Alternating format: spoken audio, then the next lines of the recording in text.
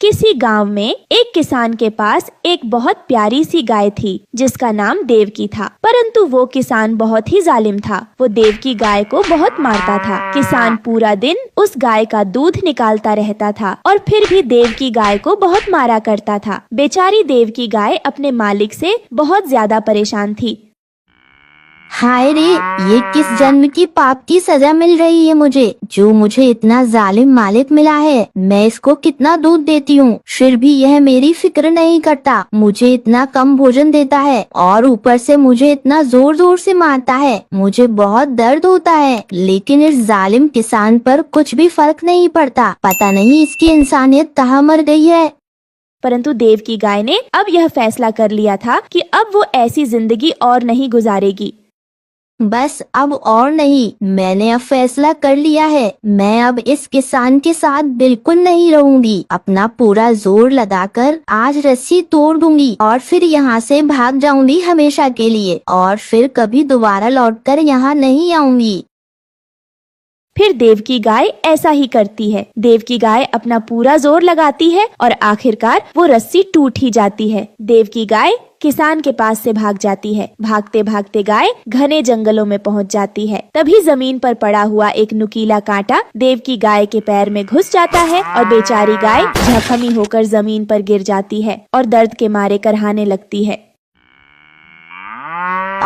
बहुत दर्द हो रहा है, मुझे बहुत दर्द हो रहा है। ये इतना नुकीला कांटा मेरे पैर में घुस गया, मेरा तो खून भी निकल रहा है। कोई है यहाँ पर, कोई है? मेरी मदद करो, कोई मुझे बचाओ।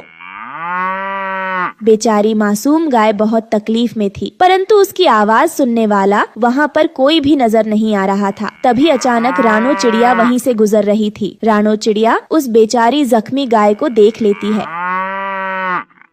अरे बाप रे, ये इस बेचारी गाय को आखिर क्या हुआ है? इसका इतना खून क्यों निकल रहा है? लगता है ये जख्मी हो गई है। मुझे इसकी अभी मदद करनी चाहिए। ऐसा कहकर रानो चिड़िया उस गाय के पास आकर बैठ जाती है। ए चिड़िया, मेरी मदद करो, मेरे पैर में बहुत दर्द हो रहा है। एक नुकीला कांटा मेरे पैर में घुस गया है, जिसकी वजह से मेरा खून बह रहा है। मेरी मदद करो चिड़िया, मेरी मदद करो। गाय बहन, आप बिल्कुल चिंता मत करिए। मैं अभी डॉक्टर तोताराम को बुलाकर लाती हूँ। वो आपकी चोट को देखकर आपकी टांग की पट्टी कर देंगे, फिर आप बिल्कुल ठीक हो जाएंगी। आप घबराइए मत। फिर रानो चिड़िया ऐसा ही करती है। रानो चिड़िया डॉक्टर तोताराम को बुलाकर लाती है। डॉक्टर तोताराम गाय की टांग का जख्म देखता है और उस पर फौरन से पट्टी कर देता है। गाय बहन, अब आप बिल्कुल ठीक हैं। घबराने की कोई जरूरत नहीं। मैंने आपके जख्म की पट्टी कर दी है। कुछ दिनों में ये जख्म ठीक हो जाएगा। रानो चिड़िया और तोताराम भैया, आप दोनों का बहुत बहुत शुक्रिया। आपने मेरी बहुत मदद की है, नहीं तो मुझे बहुत जोर की चोट लग गई थी।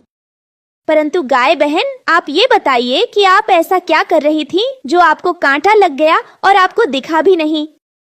रानो चिड़िया, मेरा मालिक एक किसान है, परंतु वो किसान बहुत जालिम है। वो दिन भर मेरा दूध निकालता है और मुझे खाने को भी कुछ भी नहीं देता और उल्टा मुझे मारता भी है। इसलिए मैंने सोचा कि उसको छोड़कर मैं जंगल में भाग जाऊंगी। जब मैं भाग रही थी तो ना जाने कहां से ये कांटा मेरे पैर में घुस गया और मैं जख्मी हो गई। वो तो आज आप सही समय पर आ गई। आपने बिल्कुल सही किया गाय बहन। आपको ऐसे जालिम किसान के साथ नहीं रहना चाहिए था। जिस इंसान की आप इतनी मदद कर रही हो, उसको तो आपका एहसानमंद होना चाहिए था। हाँ रानो चिड़िया, लेकिन मुझे लगता है कि वो किसान मुझे ढूंढता हुआ इस जंगल में जरूर आएगा। गाय बहन, चिंता मत करिए, आप मेरे साथ चलिए। वो किसान आपको ढूंढता हुआ आएगा, पर आपको ढूंढ नहीं पाएगा। आप मेरे साथ ही रहिएगा, वहाँ पर आपकी जान को खतरा नहीं होगा। फिर देवकी गाय रानो चिड़िया के साथ उसके घर चली जाती है और रानो चिड़िया के आम पेड़ के नीचे ही रहने लगती है। ऐसे ही काफी दिन गुजर जाते हैं। अब रानो चिड़िया देवकी गाय का दूध जंगल के पक्षियों को बेचती थी। इस तरह वो अच्छे पैसे कमाने लगती है। वहीं कालू कौवा दूर पेड़ पर बैठा ये सब देख लेता है और रानो चिड़िया से जलने लगता है। अरे वाह, इस रानो चिड़िया की तो इस गाय से बड़ी अच्छी दोस्ती हो गई है। हमेशा ये दोनों साथ ही नजर आती हैं। रानो चिड़िया बहुत चालाक है, हमेशा सबको अपना दोस्त बनाकर उनसे फायदा उठाती है, पर ज्यादा दिन नहीं। मैं इस रानो चिड़िया की ये खुशी जल्दी ही छीन लूंगा। वहीं दूसरी तरफ वो किसान अपनी गाय को जंगल में हर जगह ढूंढ रहा था, लेकिन किसान को अपनी गाय कहीं नहीं मिल रही थी। अरे ना जाने ये नाशपीती गाय मेरी रस्सी तोड़कर कहाँ भाग गई। 2 दिन से ग्राहक मेरे घर पर आ जा रहे हैं, परंतु मैं उन्हें दूध नहीं बेच पा रहा हूँ। इस गाय को एक बार ढूंढ लूं, फिर इसे ऐसा मारूंगा कि इसकी अकल ठिकाने आ जाएगी।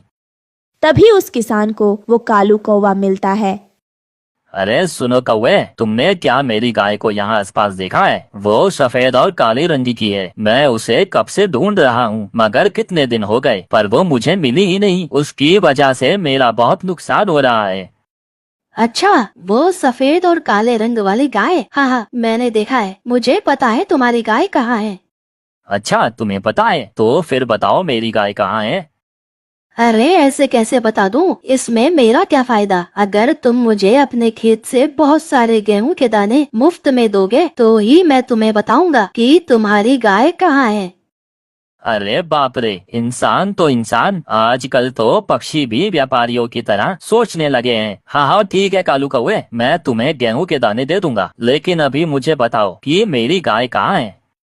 अच्छा ठीक है, इस जंगल में एक रानो चिड़िया रहती है, उस बड़े आम के पेड़ के नीचे। तुम वहीं जाना, तुम्हारी गाय वहीं रह रही है उसके साथ।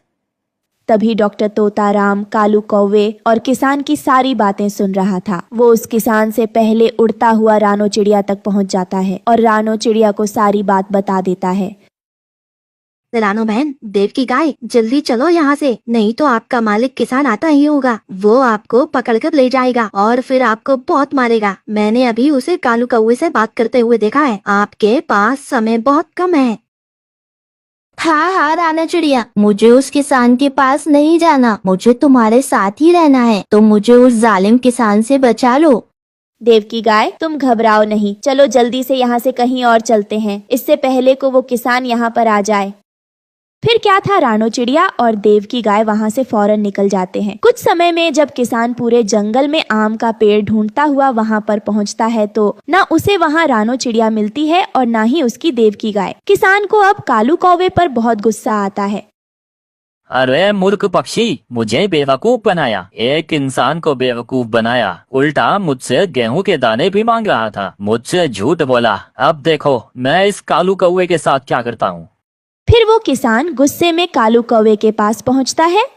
अरे क्या हुआ किसान भाई, मिल गई ना तुम्हारी गाय? अब चलो, मुझे गेहूं के दाने दे दो।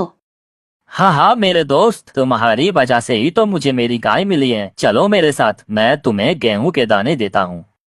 फिर कालू कौवा किसान के साथ साथ उसके घर की तरफ जा रहा होता है, परंतु घर पहुँचते ही किसान कालू कौवे को एक पिंजरे में बंद कर देता है।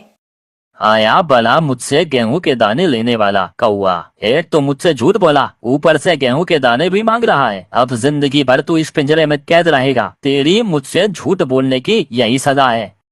कालू कौवे को अपनी लालच की सजा मिल चुकी थी और अब वहीं देव की गाय रानो चिड़िया के साथ हंसी खुशी रहने लगती है।